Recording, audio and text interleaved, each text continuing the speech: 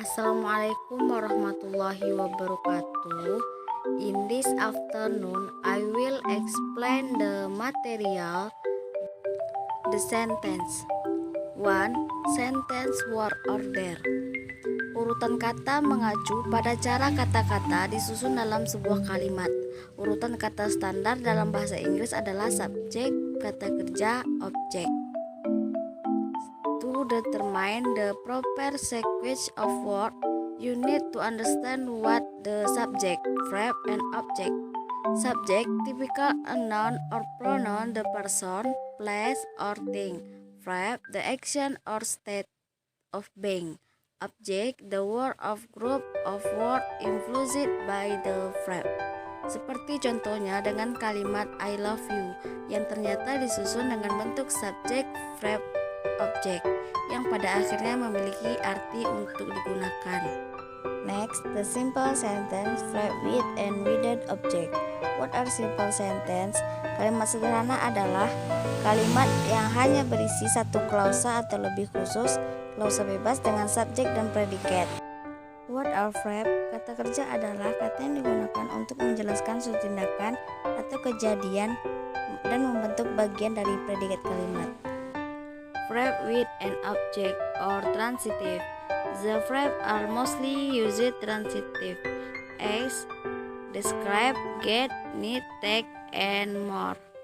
Example: did you enjoy the film? I can find her name on the list. Verb with no object or intransitive. Verb which are most commonly used intransitively: ever, the, li, this, arif, and more. 3. The simple sentence, direct and indirect object. Direct object. Direct object biasanya digunakan untuk menjawab pertanyaan what and who setelah action verb dalam kalimat transitive. Direct object umumnya terletak setelah verb, tetapi ada kalanya berada di belakang indirect object. Example: I have read the article Ella buy some flower. Carrie called his mom. Indirect object. Indirect object biasanya digunakan untuk menerangkan untuk apa atau untuk siapa. Example: for whom did Ella buy some flower? 4. The compound sentence. A compound sentence is a sentence that connects to independent clauses, typical with a coordinating conjunction like and or but. Compound sentence give your reading a faster pace and unit related ideas together, but they have a few more exact rules than standard sentence. Example: it was a difficult assignment. Next, the compound sentence, non-clauses. Non-clauses are dependent clauses that can replace any noun in the sentence. In all, there are 5 different functions that a non-clauses can serve: subject, direct object, indirect object, object of the profession, and subject complex. Scar, Wes Simbas, Giles, and Wicked Uncle treated to take over Pride Rock. Next, the complex sentence, relative pronoun and clauses. Relative pronoun. A relative pronoun is a word that introduces a dependent or relative clauses and connect it to an independent clauses. A clause beginning with a relative pronoun is used to answer questions such as which one, how many, or what kind. Relative clauses. Relative clauses adalah salah satu jenis dependent clauses. Kalimatnya memiliki subjek dan verb, tapi tidak bisa berdiri sendiri sebagai satu kalimat. Here are some examples. Do you know the girl who started in grade 7 last week? The complex sentence, who, defining or non-defining clauses. We use defining relative clauses to give essential information about someone or something, information that we need in order to understand what or who is being referred to. The complex sentence time, place, manner. Time, kata keterangan ini menyatakan waktu terjadinya tindakan, misalnya hari ini, malam ini, awal, dan besok.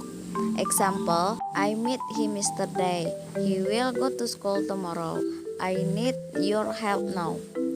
Next, place, kata keterangan ini memberikan informasi tentang tempat terjadinya suatu tindakan, misalnya di sini, di sana, dekat, dalam, di depan. Example, they came here. Someone is talking outside. Next, manner. Kata keterangan ini menggambarkan cara, di mana, dan cara terjadinya suatu tindakan, misalnya senang, sedih, baik, dan lain-lain. Example, they are living happily. Next, the complex sentence, reason and contract. Reason, klausa alasan biasanya digunakan untuk menjelaskan mengapa sesuatu terjadi karena tindakan yang dijelaskan oleh klausa utama. Example, because of the rain we stayed indoors.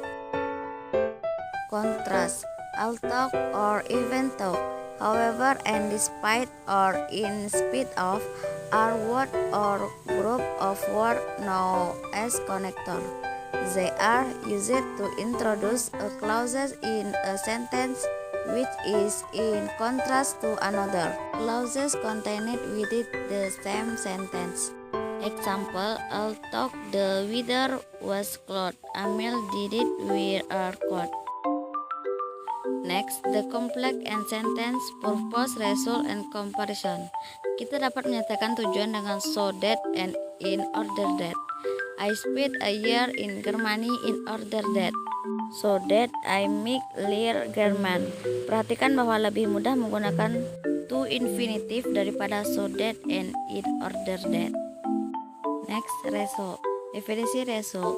1. Sesuatu yang dihasilkan sebagai konsekuensi, masalah, atau kesimpulan, juga efek menguntungkan atau nyata. 2. Sesuatu yang diperoleh dengan perhitungan atau penyelidikan. Next, comparison. Definisi perbandingan. 1. Tindakan atau proses membandingkan seperti A. Representasi dari satu hal atau orang yang mirip dengan atau seperti yang lainnya. Visi mengundang perbandingan. B. Pemeriksaan 2 atau lebih item untuk menetapkan persamaan dan perbedaan kesalahannya tampak kecil jika dibandingkan. Next, the complex sentence, present participle construction. The present participle, it is formed by adding to the end of the verb act, talking, listening, writing. How are they used? The present participle A is part of the progressive form I am walking. B can be used to make an active adjective from a verb. C can be used as a gerund. Participle construction. One morning I saw a man walking along the river. Next, the complex sentence, perfect or past participle construction. 1. The past participle is the third part of a verb. Play, play it, or regular verb. 2. We something as the past participle instead of the passive. View it from a distance, it resembles a